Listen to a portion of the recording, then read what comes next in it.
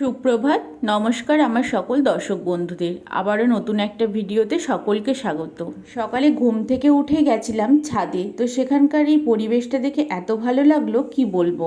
এই ভিডিওটা বৃহস্পতিবারের, এডিট করার অভাবে না দেওয়া হয়নি, তো আজকে দিচ্ছি। ঘুম থেকে উঠেই ঠাকুর ঘরে গিয়ে এত ভালো লাগলো, প্রত্যেকটা ঠাকুরকে মা এত সুন্দর করে সাজিয়ে পুজো দিচ্ছে, দেখেই না সারাদিনের জন্য এনার্জি সঞ্চয় হয়ে গেল ভিতরে। প্রত্যেকের ঠাকুর ঘরেই দেখবেন একটা অদ্ভুত পজিটিভিটি কাজ করে। আজকে সকালে উঠে থেকে শ্রিয়ানের মাথায় কি যে ঢুকেছে, শুধু নিচে চলে যাচ্ছে।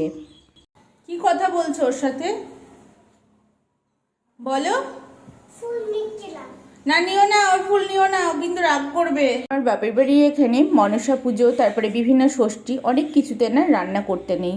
তো মা বলে আমার একদমই সময় কাটে না, যদিও রোজ রোজ রান্না করতে হয়, একটু খাটনি হয়ে যায়, কিন্তু সেই রান্নাটা যদি না থাকে সেদিন তো সময়টা কাটতেই চায় না।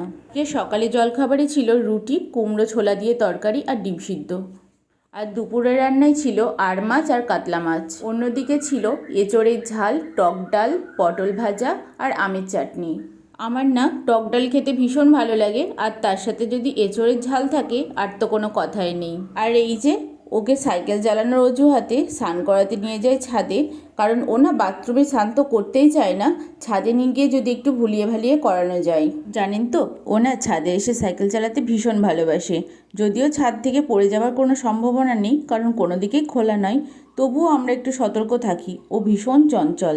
আমি এখানে আসার পর থেকে একটা রোজ কাজ পেয়েছি, সেটা হচ্ছে বিকেলে ফলটা কাটা। আমি যেহেতু রোজ বিকেলে ফল খাই, তাই বিকেলে ফলটা মাই কাটে, কিন্তু আমি আসার পর থেকে এটা আমিই করছি। আর আমাদেরও একটু খাওয়া হয় বাপির সাথে। আজকে পেয়ারাগুলো এনেছিল ভীষণ ভালো, এত নরম, খুব একটা পাকাও নয়, কিন্তু বেশ ভালো, যেটাকে বলে ডাঁসা পেয়ারা। আর তার সাথে তো তরমুজ এখন থাকবেই গরমে, তবে তরমুজগুলো এত বেশি লাল, সবাই বলছে না কালার করা আছে। তবে জানেন তো, ফোনে না এই তরমুজ নিয়ে এত ভিডিও দেখছি যে এই কালারগুলো নাকি অরিজিনাল নয়, সব ইঞ্জেকশনের মাধ্যমে পুশ করে করে এই কালারগুলো করা হয়েছে। এই নিয়ে না সবার মধ্যে তরমুজ নিয়ে একটা সন্দেহ তৈরি হয়েছে। কারণ তো তরমুজ খেতে ভীষণ ভালোবাসে, দিই তবে খুব কম।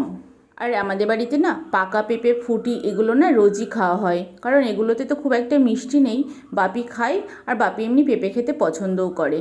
আর আজকে কয়েকটা বেদানা ছিল অনেক দিন ধরে পড়ে, সেই দুটোকেও আমি ছাড়িয়ে দিয়ে দিলাম, খাওয়া হয়ে যাবে আর কি। সব ফল কাটা হয়ে গেছে, এবার এগুলোকে প্লেটে সাজিয়ে নিচ্ছি। আজকে না ভাইয়ের সাথে একটু বেরোতেই হবে, কারণ ও কালকে এসে বলেছে যে ওর সঙ্গে আমাকে যেতে হবে।